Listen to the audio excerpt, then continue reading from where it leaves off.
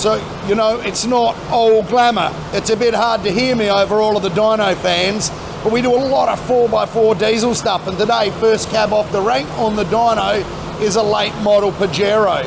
We're just tuning it at the moment. We've done a baseline run, and when we run it again, we'll see what sort of gains we can get. That is the bread and butter of what any good tuning shop does. 4x4 stuff where the cars are used to tow vans, work at load, and in a minute when we're finished flashing, we'll have a look at the big screen behind the video photographer and have a look at the kind of gains we can get, but it's going to be pretty impressive, I think.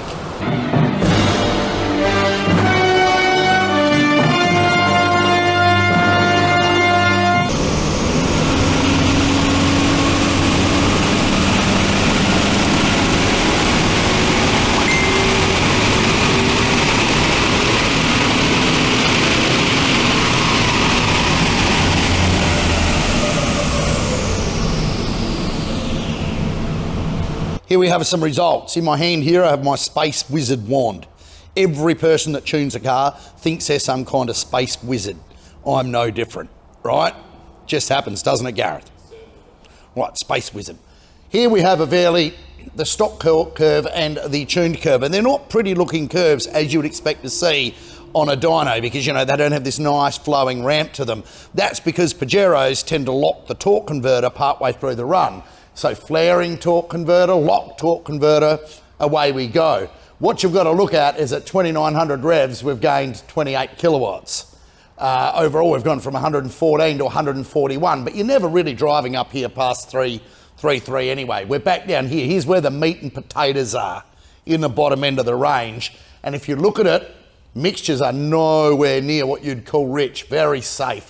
19s, beautiful on one of these things. So it'll get great economy with low exhaust gas temperatures, and we're making over 100 Newton meters of torque from where the dyno first picks it up at 2.5 all the way to basically 3.1. So, you know, anywhere between 1,800 to 3.1, you're going to be riding this big magic carpet wave of torque that only a Space Wizard wand can give you. So that's job one for today, the nice diesel Pajero tow pack.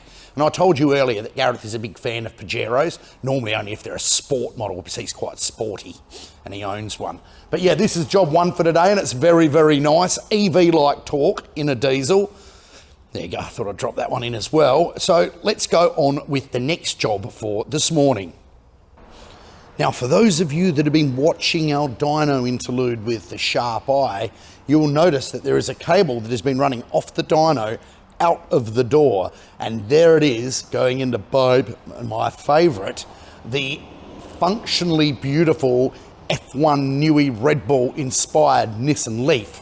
Now we're copping a free charge from the dyno retarders, so basically we're taking the car's power, turning it into red hot magma, as Dr. Eva would say, and putting it straight in the Leaf so that I can get home. Now, you can either choose to believe that or not, but even if it's not something we're currently able to do, it is something we're looking at doing. So drop a comment below and see if I'm talking a bit of made up stuff, or the Leaf really is a shark with laser beams.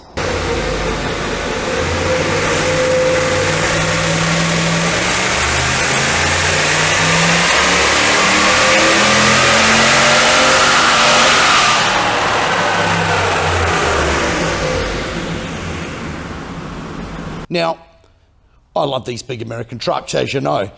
If I was to have a porn name, it would be Ram Laramie. Sort of suits me, doesn't it? Because that's exactly what this is, a Ram Laramie. And just let's have a look how it came up. As a Teleonis, they make about 10-15 kilowatts max power at the top.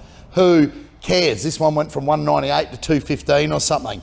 Doesn't matter, because where these cars really gain is from 2,500 through to about 4. We've got 120 Newton meters of extra torque, all gained by more aggressive throttle opening, better ignition timing, and optimized fuel mixtures. We have a really good result from these Rams, and that's why we do a lot of them. And they drive like a new car, so take it from Ram Laramie. Come and get yours done too, boy.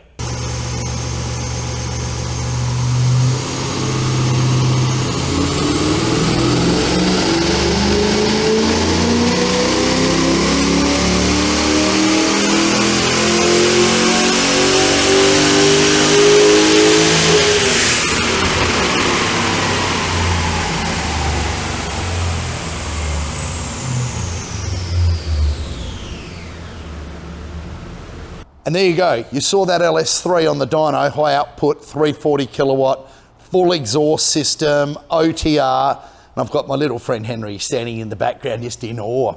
He thinks I'm like Bruce Willis, the actor. 340 kilowatt, made 288, had a bit of a tune in it to start with, so we weren't going to get a lot out of it. But we did a couple of things. Reduce the torque management, change transmission shifting, fix the speedo calibration, which could potentially save you more than the cost of a tune anyway. And we got it up to, as a bolt-on LS3, 295.1 kilowatts at the wheels, which is pretty impressive.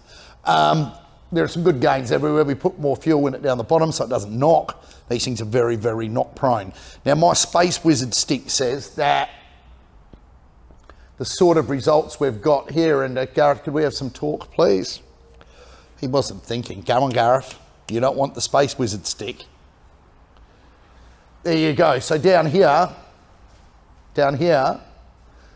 we're making 10, 15 Newton meters. It's all you're going to make. You're making about 20, 25 at the top. It's all you're going to make over, you know, one tuner versus another tuner. There's no dark magic in it. Sorry, Henry, if I've broken any of your beliefs there. There is no magic even with your Space Wizard stick. So that's a typical result, one tuner to another. It's the honest truth. So there you go.